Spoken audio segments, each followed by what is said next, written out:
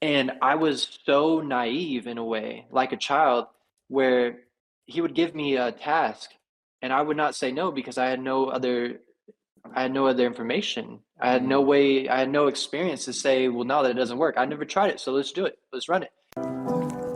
So, Liam, I was living in Texas at the time in Mm. 2023. This was May 2023. I was living in Texas. I was coaching baseball, kids, high school kids. Mm. And man, I remember I was feeling so good. Like I was cut, I was healthy, I was tan as fuck, and I just felt good for a second. You know, my physical health, my mental health was really, really is very beautiful at the time. And Liam called me when I was sitting on the field, and I answered his call, and he was like, "Yo, LA Apparel and Yeezy are doing an internship, and my boy works for LA Apparel. He thinks he could get us an interview with Dove." I didn't even know who Dove was, Mm. and so I I thought about it for like 30 seconds, if that, Sam, and I said to him, "You know, man, I'm good, bro. Like I feel really good right now. I don't really want to do the whole LA thing. I love you. You know, I Wow. believe in Liam. Liam is my best friend, and so I just told him I love him, and yo, I'll call you later." I didn't call him. He ended up calling me that night, Mm. and he just, reiterated, and he said, "Man, I really feel like you should give this a thought. Like, I think we should really do this." And Liam, he's so peaceful and he's not timid. He's just very like he doesn't do that. He doesn't try to push me at all. He doesn't try to. So when he did that, when he reiterated himself, it took me back a little bit. I thought, okay, well, this is big of him to be doing to me, so I'll give it a thought. I ended up calling my mother, Hmm. and I asked her, like, what do you think I should do? And she said, brother, I think that you should do it. All right, done deal. So I bought a flight to LA next day, one way. Liam picked me up in LA. That day, we met Dove at his factory because he was throwing an event, um, just a sale for the clothing at LA Apparel. And he's just rolling around on his bike and shit. I had no idea who he was. Um, and our Liam's boy who worked at LA Apparel, he introduced us to Dove. Dove, it was so interesting. He just looked at us for like 10 seconds and he said, okay, we'll come back on Sunday. We can talk. Pulled up on Sunday. I had the most interesting interaction with Dove in his office of like, he's such a brilliant and lunatic in the most beautiful way where like, he owns this factory and I didn't know at the time, but I've partied at his house in Silver Lake. It's a McMansion, right? Mm. But he's not there because he's so wrapped into creation. He's laying on a twin size mattress in his office. That's where he sleeps and shit. He has all of his Wow. clothes, all of his creations around him. Like he's Steve Jobs the fucked out, right? And he has the mansion, but he stayed in the garage. You know what I mean? Mm. You feel me? Like Yeah. he stayed Amazon books when he has Amazon, the fucking conglomerate now. So I felt like, wow, that's a really fresh. And he drives like this little Honda or Nissan from Japan. He's just like a beautiful character. But anyways, he interviewed us, and he was like, I remember it was so funny. He's like, like he's gonna fire you guys, talking about Yay. And I'm just like, cool, man. I've been fired from jobs before. Like I'm not really tripping on that. Um, so then we got invited back on Monday. We did the interview on Sunday. We got invited back on Monday. And it's so funny. Liam and I, we painted our ears. We painted our ears blue and red. And I remember Dove Wow. looked like before we got to go upstairs in Ye's studio, Dove looked at us like, "You motherfuckers look stupid. Go wash that shit off," right? But it's so funny because fast forward, he would have fucked with it, right? But Dove was like, "Yo, he's gonna fire you guys if he sees that shit." We last So heard that you showed up with the the conclusion ears. to that, yeah, we showed up with the ears. Dove was like, "You guys are fucking idiots. Clean that shit off," right? Fast forward, it's so funny now because fast forward like 6 months when I'm in Italy with Ye and shit, I'm telling him this same story, and he was like, "Oh, word! I would have loved to seen how that looked. Like he would have fucked with it, right? He would have fucked with the painted ears and shit." But Dove's like, "Nah, he would have fired you if he would have saw that." So it's just a funny thing of like we showed up with the paint. Dove's like, "Yo, you guys need to." I want to ask a couple questions on that, but real I want to ask you about, because you just casually dropped when I'm with Ye in Italy, and for most people that's like, and this is why I have so much respect for you. For most people, that's like the highlight of their life, and that just becomes their identity. You know, I did that, and for any young creatives who are watching this, I used to work in the music industry, and I think this is very important. Brother is a great example of being a human being, and we have to understand that the people we love and the people who influence us and the people we look up to as kids and we see them on stage, they're still human beings. And I think, you know, that it's so, I don't know the word, scary almost, how many people try to attach to someone like a tick. And I have like endless respect and praise for, you know, how gracefully you took that opportunity, and how uh like you didn't let it wear off on you any type of way, because just because this person's in a lot of power, you know, it doesn't necessarily mean that he can necessarily grab you and bring you right there, you know? So can Yeah, you tell us a yeah. little bit about when you just said you're in Italy with Ye, like what, how do we get, how does that, how do you go from the kid with pain on your ears and Dove is like, what are you guys doing, to being one on one with Ye in Italy? I worked hard, bro. I worked hard in that time because, um, the first few days in LA, we were quite literally sweeping the floor in the atelier, right? But that shit, like, you know, how you do one thing is how you do all things, right? So sweeping the floor, I made that bitch. It was the cleanest floor you'll ever see, right? And I remember we were sweeping like these stairs that nobody walked. There was plastic covering the stairs, so I knew nobody was gonna walk on these stairs. But Dove just came and said, "Yeah, sweep these stairs." I took my time on those stairs, right? And then once because it was nerve wracking. I'm gonna be real with you. It was very nerve wracking in a sense of the anticipation of the possibility of Ye walking through the door, right? Mm. I will not fake the funk. Like the anticipation killed me.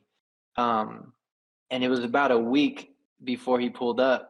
So we were sweeping floors, but then I, I peeked my head out a little bit, and then I just looked around and thought, okay, Dove now asked me to organize the library, right? Me being me, of what this library can be in my eyes and my perspective, right? Okay, so Dove asked me, just on some busy work, organize this library, right? Mm. Because there's real creation happening in the studio. There's like 20 fucking designers. There's a political team. It's a vastness of creation going on. And Dove's just like making sure I'm out the way, but I'm available if need be, right? So he tells me, I looked at the library. Are you with me?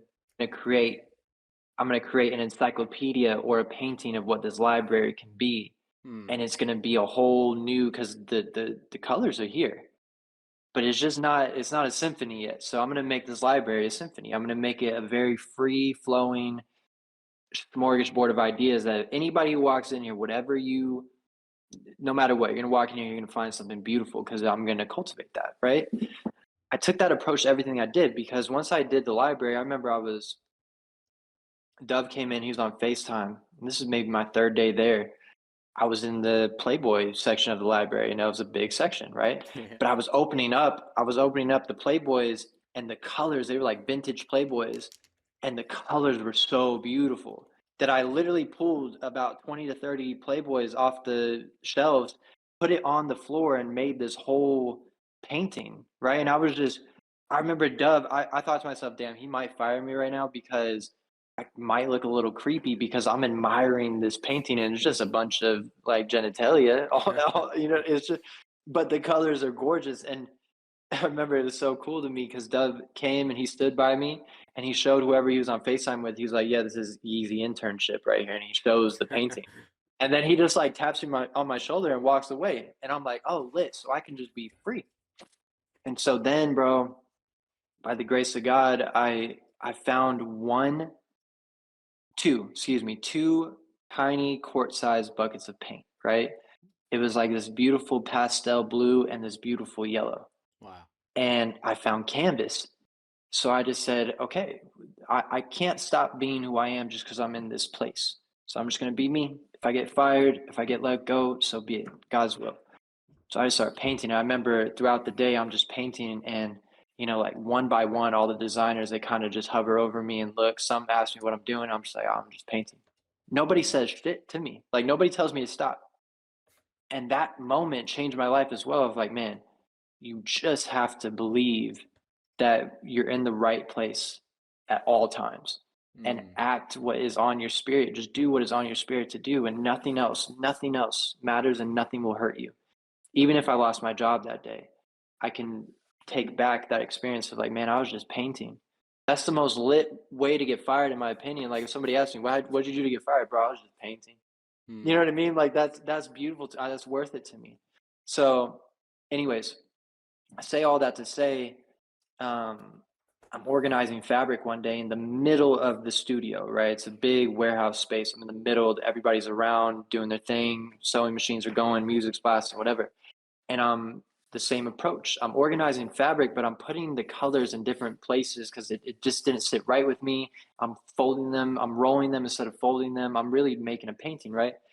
And I remember I was so engulfed in what I was doing that I didn't realize for a good amount of time, maybe about 10 or 15 minutes, that Ye was standing right over me, watching me do this, right? And it wasn't until like I heard somebody call him and he like said something that he's like maybe 3 feet away from me, but looking at me do this shit.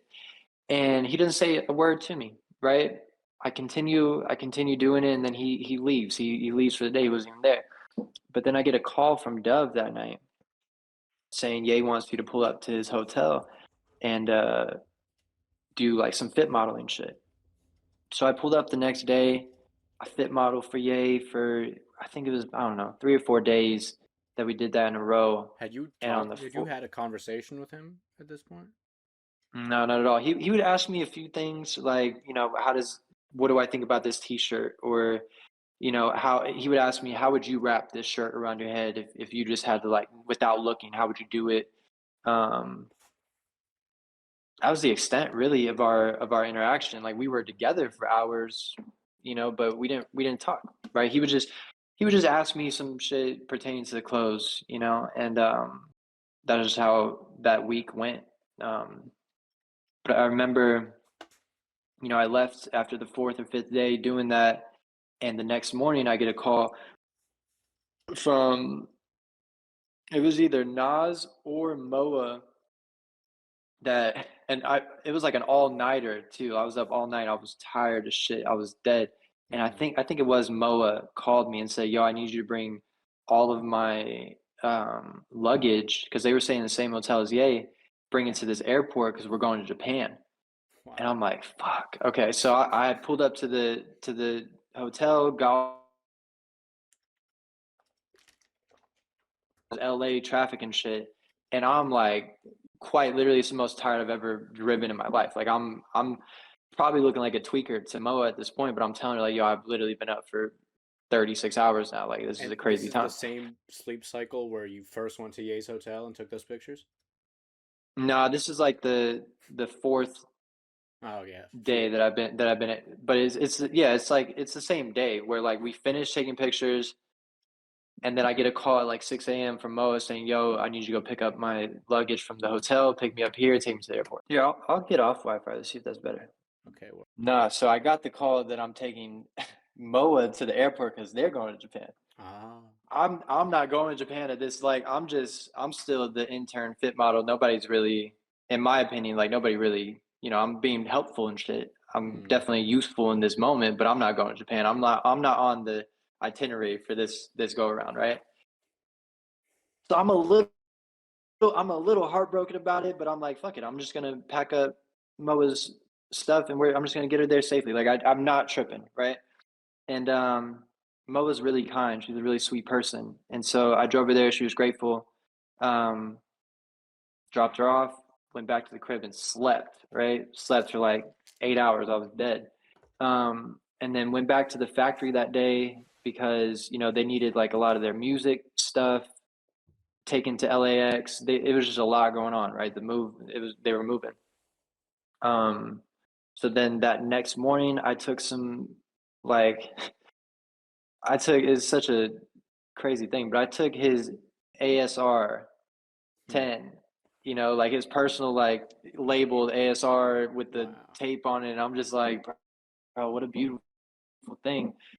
And I felt so grateful that that responsibility was given to me because I just thought like, bro, I really care, but I'm not geeked that it's his. I just really care that this gets there safely because Mm. this has the ability to like create some beauty. So let's run it. I'm grateful that I have the opportunity to do it. Take it to LAX at like 5 a.m.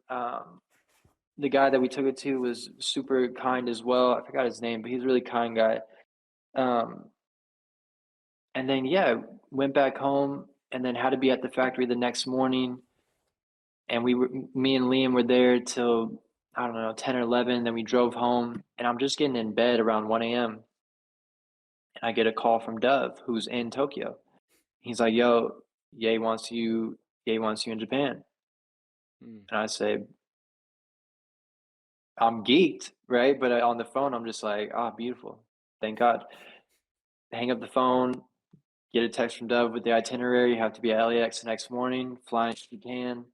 And I get to Japan on July 1st, 2023. My birthday is July 3rd, 2023. Wow. And I get there, and it's such a trip because nobody even acknowledges that I'm there for 2 days. I'm just in the hotel. Nobody even acknowledges that brother's in Japan. And I'm just thinking, like, damn, what the fuck do I do? Do I call Dove? Do I Like you're just call, sitting in your like, what do room. I do?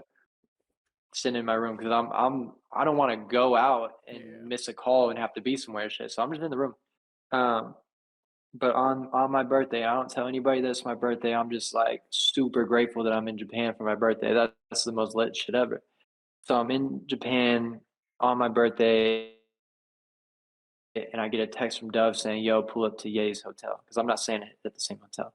Um, so I pull up, and I'm wearing these gloves that I got in LA, and I go up to Ye's hotel room, and it's just like it's so beautiful. It's casual and shit. It's like the first time he really acknowledges me in a sense of like not just asking me about the clothes. He looks at my gloves. He's like, "Yo, those are fresh." Like he says verbatim, "I need you to go around Japan and get me that shit." And I'm like, "Say less." Like I've never been to Japan, but I'm gonna find that shit. I'm confident. Brother takes Japan. So yeah, so I end up spending the next couple weeks, you know, he just put me on the task of going and finding just beautiful shapes, and a lot of that is what you see now with the new collection, especially I don't take any credit for it. It's just again just the space and time. The new collection he just dropped that he continues to drop. I'm so in love with it because the price point, the shapes, the colors, the influence that it pulls from. I'm really proud of him. I'm really proud of their team for like putting this together because it's a long time coming, and I understand the motion that it's required to complete something like that. Hmm. Um, but you know, a lot of the colors, a lot of the shapes, you know, him and I really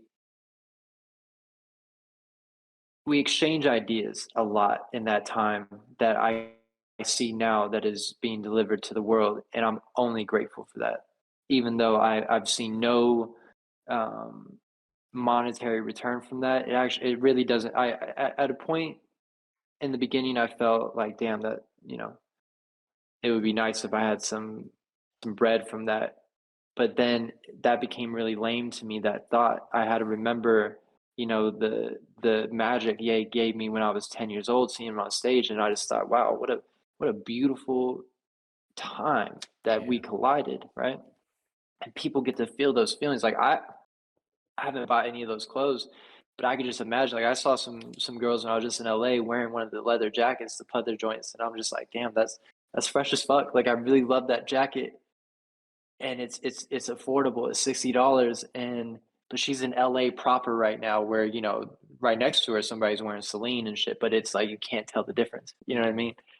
Um, so yeah, I say all that to say like the Japan time was really just me soaking up. Like that was my fashion school because you know we had prototype designers, you know, Laura and Colin. We had Kitty, and she's a brilliant designer, and we had so many people who had so much knowledge in fashion. and I'm just trying on the clothes every day, in the studio, but I'm able to, soak up that conversation, soak up the energy, and just really learn. It was the fastest, most riveting fashion school that anybody's ever been to. I'm grateful to share that. Um, and so I was able to retain the language, but still nobody asked me to give an opinion. I was just there. I was in the cut, which I was grateful for. So fast forward, we were in Japan for about a month and a half, and then Ye ducks off to Italy, to Florence. And for whatever reason, Dove and I were the only two from that first wave that got to go to Italy. Wow. The day after, and at that time, Dove and I really, developed a relationship, a trust, and I helped him a lot. Just he's so brilliant and has so many things going on at once. I just helped him kind of, you know, ease him a little bit, and also just like, organize thoughts with him. It's all of his thoughts, truthfully. Like, I never really gave him any organic thoughts of mine. I just helped him organize where he was going in a small way, because he's so brilliant. um I think he really enjoyed that and really appreciated it, so he might have advocated for me to go to Italy. I don't even know if Ye really wanted me in Italy at that time, but anyways, I got to go. And then that's when shit started to change. It's like designers weren't really coming in too much anymore. And Ye was asking me questions, about clothing. And he came in one day with the shirt that the designers made the day prior. And I had on the same shirt, but I cropped it and I cut the hem, I cut the sleeve off, all the seams, all the shit, right? And Ye was like, yo, I want my shit to look like that. So one of the pattern makers cut his shirt, made it look like mine. And when he was leaving the studio that day is when everything changed. He was like, yo, brother, come with us. So I hopped in the Sprinter. We checked out like some stores he was looking at to maybe do a installation for Yeezy. And we still weren't talking a lot, but he just like allowed me in a little bit to just see what the day-to-day life is like. And I was really moved by that because, he's one of the most famous people on planet Earth, and I know that I have a good intention and good spirit, and I love him, and I love, I don't have any ill intention for anybody, but he doesn't know that. And so he's trusting me just to be around, right? So I'm mad grateful about that. And so that day ended, and the next day he sends me a text. He's like, yo, do you want to go to this concert tonight? And throughout the experience, like there's parties and shit going on, and I never pulled up because I just wanted to be looked at as like I'm not here for the party. I'm here for like the experience of creation, right? So I always did a good job to separate that, and there's nothing wrong with being a part of the party, but I separated that for me specifically. And so again, like all big decisions in my life, I'll call my mom, and I call her and I say, yo, should I go to this concert with Ye? And she said, yeah. So I pulled up to this concert with Ye. We go to the Steve Lacy concert in Ireland. Hmm. Um, And bro, like, there's no rhyme or reason as to why, but I'm on a private jet with him, private jet with him and Oz and Dove, and I'm just like, it hasn't. I can care less about the private jet. It's just the time of like, bro, this is what magic gets you. Like, that's a beautiful life to, and all walks of life are beautiful, but it's just the experience I'm having of like, yeah, that must be pretty lit to be able to see Steve Lacy's performing in Ireland. Let's just get the jet and go. That's a beautiful feeling, right? And I had the opportunity to experience that. Um, but we pull up to the concert. It's so funny. We pull up to the concert, and I'm thinking like, damn, this is lit. We're about to see Steve Lacy. Like, he just dropped a new album and shit. And yay, like the Steve Lacy's closing out the show, so all like the stands with food and drinks, they're all closed, right? Hmm. Ye looks over to me right when Steve gets on stage. He's like, yo, I need you to go get me some coffee. And I'm like, damn. So I'm definitely not gonna see the show because I don't know where the fuck I'm about to find some coffee. But all right, aye. Luckily, I had to. That's the only time I ever dropped Gay's name when I was with him to anybody that wasn't in the team because I was desperate. I went up to one of the stands like a fuck, like a far walk away, and I'm like, yo, bro, It's a young kid, so I'm thinking like he's gonna help me out. I said, bro, I'm with Ye. He's watching Steve Lacy's show. I need you to get me some coffee. And he like looked at me. He's like, bro, what the fuck are you talking about? And I like had a hood on at the time, so I take my hood off and I'm bald as shit. I showed my shoes. I'm like, bro, I'm with Ye. And he's like, all right, word, got you. And so he gets me some coffee bar, run the coffee back. I feel like that was a very anointed, like guided thing because I feel like I could be making this up, but I feel like Ye was just saying, can you make shit happen, bro? Like, can you just make shit happen? And by the grace of God, I made some shit. I got some coffee in a time where like coffee was very scarce. So That's crazy that you that, actually got it. yeah, but that that rolls into the next day where it's such a fucking crazy thing. Like we're on the jet, we get back to Italy, nobody's talking at all. We hop on this Sprinter van, and it's a very small one to where like there's two rows facing each other in the back, right? And I'm a very tall human being, and Ye's sitting right in front of me, so our knees are like touching and shit. And I'm just like trying not to make eye contact. And bro, it's like nobody's talking about anything, and then all of a sudden Ye looks at me, he's like, "All right, so show me some references on your phone." Or no, no, no. First he says, "Brother, if you had to teach somebody how to dress in a uniform, how would you demonstrate that?" Hmm. And bro, I'm thinking to myself, how the fuck do I answer that question? Who knows how to answer that question, right? Like I can show you how I dress, sure, whatever, but I don't know how to articulate that, especially when my knees are touching you right now. You know what I mean? Like how do you expect me to do that?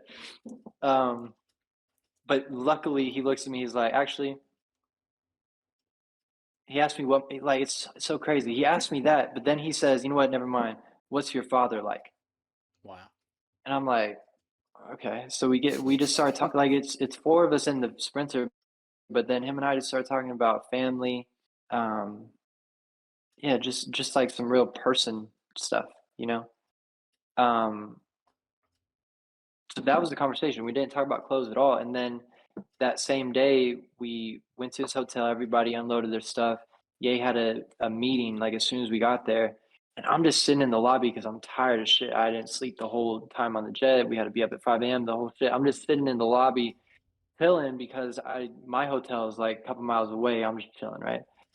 And it's serendipitous because Ye finished with his meeting and he sees me in the lobby, goes and says something to I think Justin the boy at the time, and then comes back to me and he just sits next to me. And we ended up spending like 4 hours that day just talking. We were under a tree. It's the funniest shit ever. It's some real Ye shit. We were under a tree, and this is about 3 hours into our conversation. He looks at me. He's like, he just starts laughing. I'm like, what's good? He says, "You're always gonna remember this time you sat under a tree with Ye." And he starts laughing again. Like he had this way of looking at of zooming out and thinking like, oh, I bet brother's freaking out hanging out with me. And he's right for sure. But then it's hilarious because knowing Ye and that what can be perceived as egotistical thing. It's just it was so funny to me that he had the foresight to be like, you're always gonna remember this, and I will. You know what I mean? Like, no, it's not even an ego thing. I'm telling you about it right now because it's a very core, beautiful memory that I have. You know, Hmm. but from that day to bring it all back, from that day on, for about 2 months, he allowed me to express in shapes and colors and all this shit. And he really trusted me to do that. And I played a very pivotal or just a strong role in what you guys or what the world got of that black dog, the Gosha, the heather, this gray, white, this ash. Like we that was a thought for us. So that led to sewn, and sewn was just a further exploration to those shapes. I hope that brought it all back. Yeah, it does. I mean, that's such a beautiful story. It's so amazing how like we got from that glow in the dark tour to that because the I said to you I think before we started the stream how important inspiration is to me, and Mm. I'm certain that you will have that impact on people and have that it's not a matter of competition. Whatever Ye's role is as a leader, is what it is. But I'm so focused on this race of life. The analogy I told you once of like, I feel like the people who are pushing us forward, they're running and running and running, and everyone's just trying to bring them water. Everyone's just trying to bring them water, and it's like, bro, you got to pick up the baton. And I know that like Mm, you are one of those people for us who will, and that experience, that God put on your path is like you said, the craziest school anyone gets to go to. Um, I want to get into yeah. sewn in a moment. Mm, One story I think is really great, um, is when you were mm, telling me about the execution of the seamless tee that didn't have the reinforced edges, mm, and basically the way I remember it is everyone was telling him no. mm. Can you just describe that beautiful moment for me? Yeah, so if you okay, the pattern for this t-shirt, and I had no knowledge of what a pattern even was, but the pattern for this shirt, the one that I'm wearing currently, is if you ask a kid to draw a t-shirt, you get that square, boom, boom, boom, right? That's how a kid who maybe isn't the most artistic in drawing would, especially like me, that's how I would draw a t-shirt, right? Just the sleeves and the body and that's exactly what this shirt is. So it's a very childlike expression and way of doing a t-shirt, right? Um, and again, I was the perfect person at the time to help him with that because I had no way to say no because I had no knowledge of how to say no. And a lot of people that he brought in, especially when we were expressing the raw edges to everything, the hem, the neck, like this neck, so many people I witnessed tell him it's going to rip. Like it will rip every time you put it on, but they weren't wrong. They just weren't all the way right. Like you just have to cut the hole large enough for a human head. Like just it will fit. It will fit and it won't rip every time you take it on or off. You just have to achieve the right proportion. That's it. So it's it's the most adolescent childlike way to create clothing, but it simplifies it. It makes it feel so free. One of the biggest compliments you gave me was you felt like the clothes got out of your way as a Mm. human. They like you weren't wearing clothes, they just got out of your way. They were clothing you. I think that's the best thing that I could ever achieve with clothing is just to clothe you and not be on you. Like you're not wearing it. I'm just clothing you. I think that's a really beautiful thing to do. And I believe that we achieved that for sure. I think Yay really steering that ship, because people can say whatever they want to say about Ye and like I've heard so many times music specifically about he has all these producers in the room and he's not pressing the buttons, but Ye is an absolute orchestrator and there's nothing that happens out of his camp or his space that he didn't directly pull the really shape it Mm. so. Yeah, I mean that's something I'm a big proponent of, fan of, is collaboration over competition, and Mm, the it is such an important role, maybe the most important, to actually assemble. Be mm, the person who's able to get all these different ideas in the room and give them the space. That alone mm. is an act of creation. Like that space you're in Italy, that space you're in Japan, that is a creation in itself. Um, Yeah. but yeah, man, that's so beautiful. So from there, and this is where I find you. And it's funny because for the people who know the lore, when Yeezy becomes a free brand, when they leave Adidas and Gap and all that, they have their first Mm, release, and the only thing on the site is Brother. It's like a bunch of pictures of Brother wearing the clothes, modeling them. And yeah, so when I found you through Sewn, probably just through like a repost, I remember your Instagram was just like, I found it through Digital Nas, and your Instagram was just these random pictures of like nature. It was this photography, and it was really abstract. And I remember immediately thinking like, this is crazy, like this is fire. And I remember thinking like, how did Digital Nas come across this guy? and I start Mm. engaging with the clothes somewhere around that time. I kind of pieced together. I remember I had my suspicions. I was like, wait, is this brother that's like that brother? Like, because I was big in like the communities too, and you were such like a lore of just like what brother, and then I find out your family calls you brother. Like that's actually who you are. Um, Mm. was so amazing. But so yeah, sewn is kind of where you went after that. Where you turned it. Oh, sorry to ramble, but I got one more No, thought I don't want be to get sorry. off. You're fine. So in our talks about kind of how you guys separated and moved on, this is something that in my own life comes to mind a lot. I have an insane amount of clothing, like thousands of pieces, and it taught me so much about like love because the pieces I love the most, I was so scared to wear. This has folds in it because it's in the storage bin because I don't want to wear it because I don't want to get it dirty. So then I'm in a situation where I have all these things I love and I care about them so much, I don't trust myself to engage with them. So I like leave them to the side. And then what I find is I'm like interacting with things that are, you could say, maybe more disposable or whatever. But for me as Sam Tree and my analysis of the whole journey is I feel as if even just the way your story is and the way you end up being that person, I think Ye saw it in you and I see it in you that you're one of those people who's going to pick up that baton and keep it moving. And it's like, I have no doubt, that like it taught me a lot about how there's people who maybe I can ignore in my family. Those like texts that you're supposed to respond to and you just can't. And it's like I guess it taught me how good God is. It gave me so much perspective on that because also everyone who works with someone like that is such a hater. And like you're just so full of love, and it's so beautiful and it's a testament. So let's talk Man, about. Oh, go ahead. no, that's just really beautiful. I just want to acknowledge that I'm really grateful that you say that.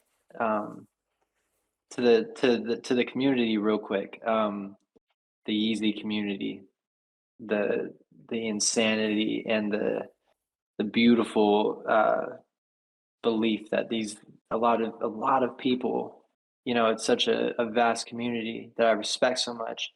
I was in a place, God put me in a place of a loss in 2024, and you were there for me for so much of that. And I remember thinking, because I had a bunch of samples from Yeezy that I remember when we made them and I brought them home with me, I thought, well, I'm gonna give this to my kid one day. I'm not gonna sell these. Mm, But I got wrapped in a little bit of an addiction, and I needed the money to fuel the addiction, and so I sold all of those pieces, and I just had interactions with a lot of the Yeezy community that I still to this day will get texts from people that felt like the way that that time was handled wasn't the most respectful, and I agree. But then I say this to say to your point of like these precious items that we give value to. You know, I was close to the actual creation, right? So I understood the precious, the thought and the feeling that went into him. I'm just saying all this to say, like, I don't share the same sentiment of things are precious or valuable and we should be afraid to use them. Like, I actually, and I know that you feel similar because we've had this conversation, like, everything needs to be used, everything needs to be given away, everything needs to have a purpose and a repurpose and a lifetime and an eternity of repurposing. Um, so yeah, I just want to say that for the Yeezy community specifically, like those people who believe in what Yeezy is doing and Ye is doing, you're already in a space of like forward thought.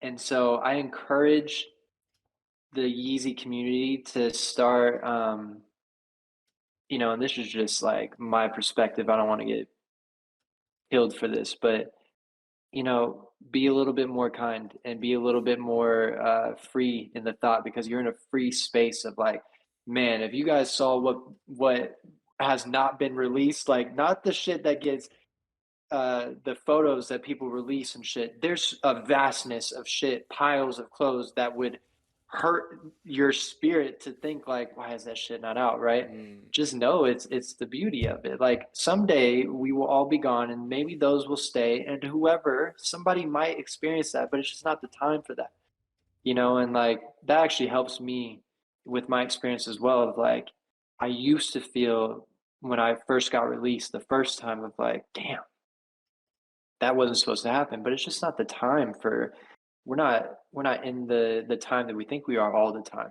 I hope that makes mm, sense. A lot of time in that shit. mm. I think Yeah. I think I'm picking that up. We're not always in the Mhm. time that we think we are. Mhm. Yeah, it's funny though because I wake up, sunrise, go to hike. I'm at the point where I grab my Margiela hoodie and I can wear that on the hike.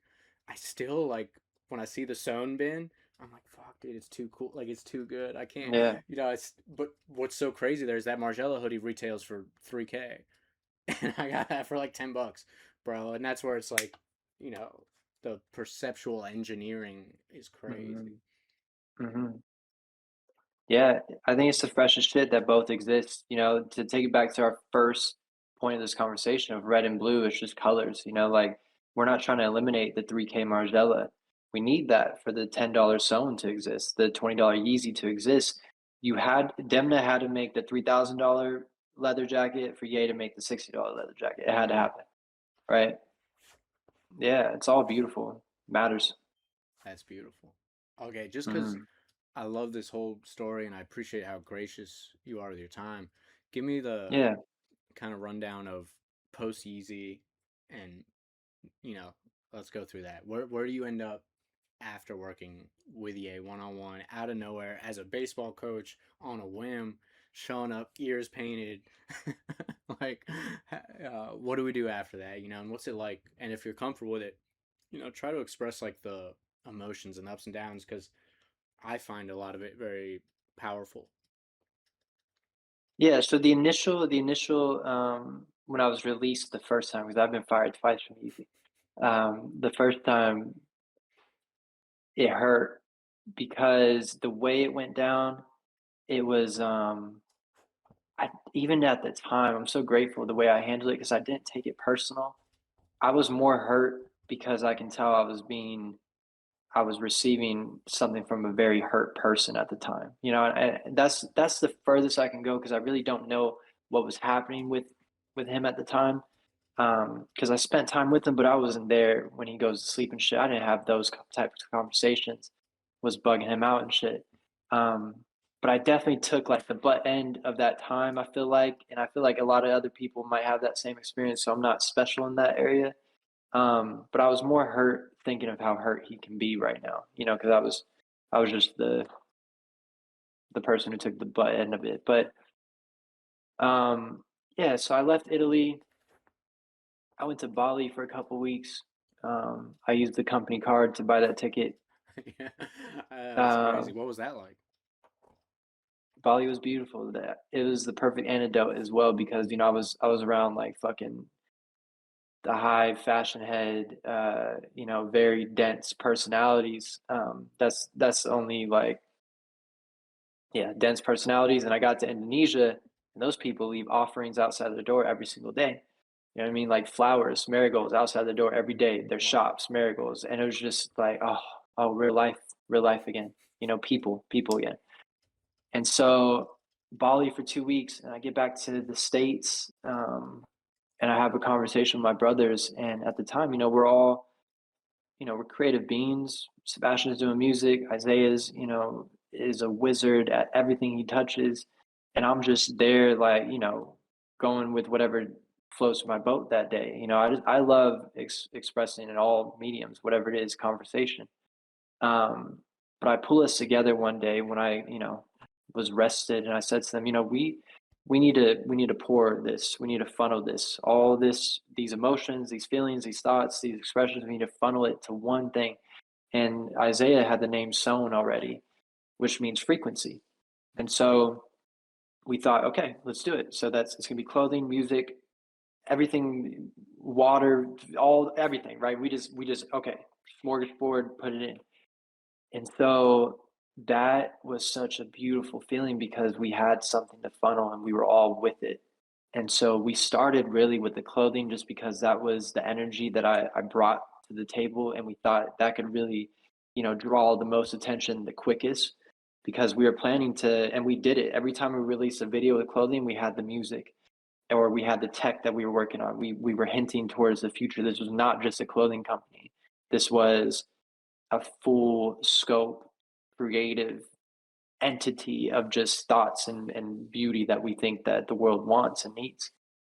But the clothing was the initial thought of, again, to get us in people's eyes, and it did that. And it was, I'll give all the credit in the world to Yeezy at that time because it was just an extension of what we were doing at Yeezy.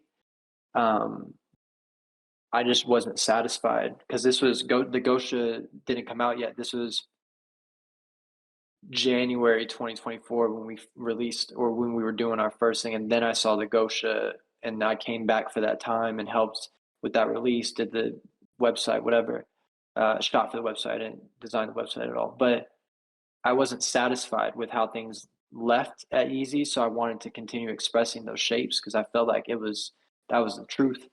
So that's how you get sewn. That's how you get the birth of sewn clothing, those first shapes. But then, again, we don't have the cult following, but if you see what's in my phone of the sewn archive ideation future shit, it's like, bro, why did you guys not do this? But Yeah. again, time, it wasn't the right time. That whole year, going back to the addiction thing, like I fell into that after, a breakup with Sebastian and Isaiah and, just a separation, really.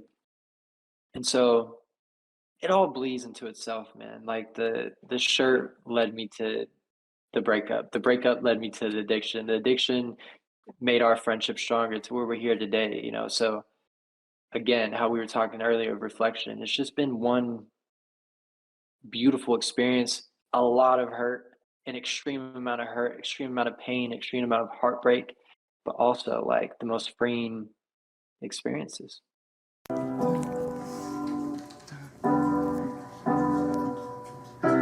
Open up the door for your mother, holding on the cloak of your sister, running around loud for your brother.